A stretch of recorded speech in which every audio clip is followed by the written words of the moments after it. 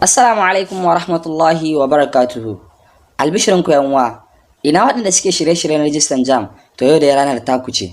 Bidiyon mu na yau zai magana ne akan manya-manyan abubuwa guda hudu wanda ya kamata mu sani kafin yin rajistan JAMB.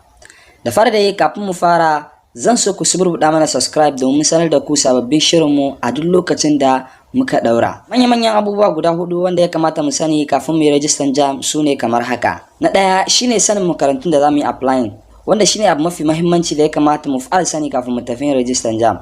Saboda a yin rajistan JAMB za a buƙaci ka cika makarantu guda uku na gaba da secondary, jami'a, polytechnic da kuma college of education.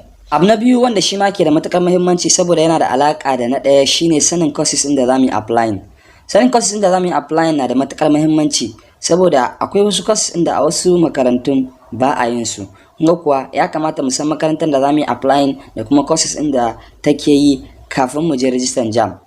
Kada mu je mu cika makaranta kuma mu nemi course ɗin da ba sa yi a makaranta. Kuma kuwa gabu kenan muke nema. Abu na uku shine sanin subject combination na course ɗin da za ka yi applying.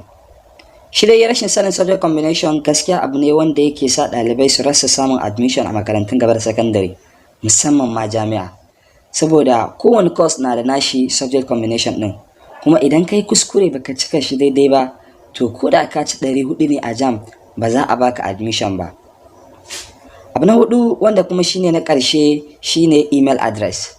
A yanzu dai kafin mutum ya yi rajistan JAMB yana da buƙatar email address, kuma wanda ba a taɓa yin rajistan JAMB da ita ba. To duka a yau dai anan ne za mu tsaya a shirin namu na yau.